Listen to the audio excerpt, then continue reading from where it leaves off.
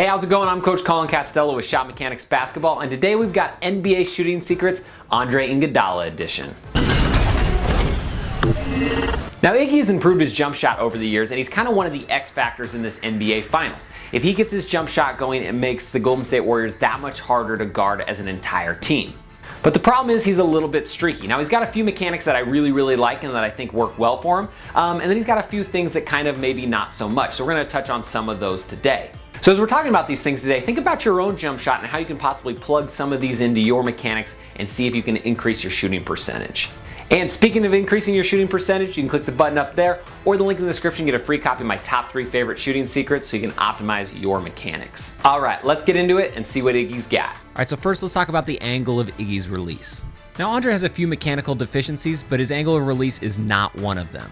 You'll notice that when he releases the ball, his shooting elbow is well above his eye line. A higher release gives a more optimal arc, and because of that, the ball sees more surface area when it's getting ready to go through the basket. So as a shooter, always be aware that you just want your shooting elbow above your eye on the release. One of the biggest mistakes I see athletes make every single day is that their release is too low, thus giving it less surface area and a lower chance of going in. So optimize your release angle and you will immediately start making more baskets, I guarantee it. Next, let's talk about Andre's dominant finger. He's a straight up index finger shooter. That means that his index finger or his pointer finger is the last finger to touch the ball, and it's the one that's guiding it towards the hoop.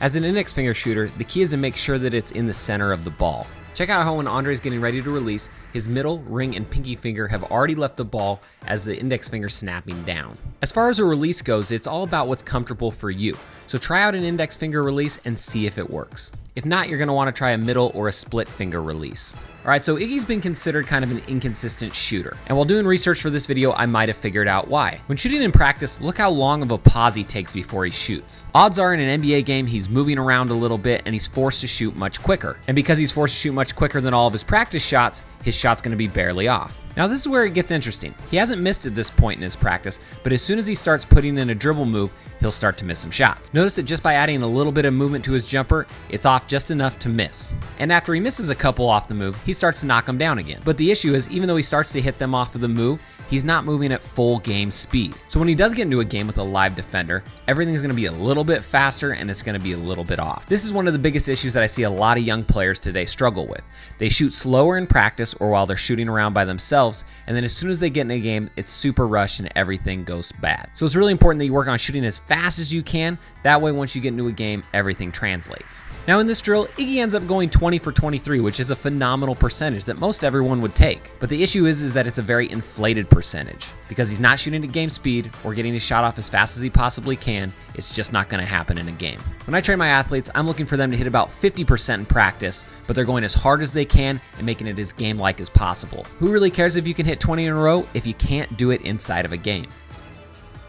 All right, and if you learned a little something, show us a little love and hit that subscription button down below. That way you get every video as soon as we put it out and they're gonna get you better. And if you're new to the Splash Army, you're gonna wanna hit that button up there or the link in the description, get a free copy of my top 3 favorite shooting secrets. Thousands of athletes have already plugged these exact secrets into their game and have already increased their shooting percentage, many of them in the first 10 minutes that they use them. Again, I'm Coach Colin Castello with Shot Mechanics Basketball. Thank you so much for watching today. I'll see you next time. Splash on.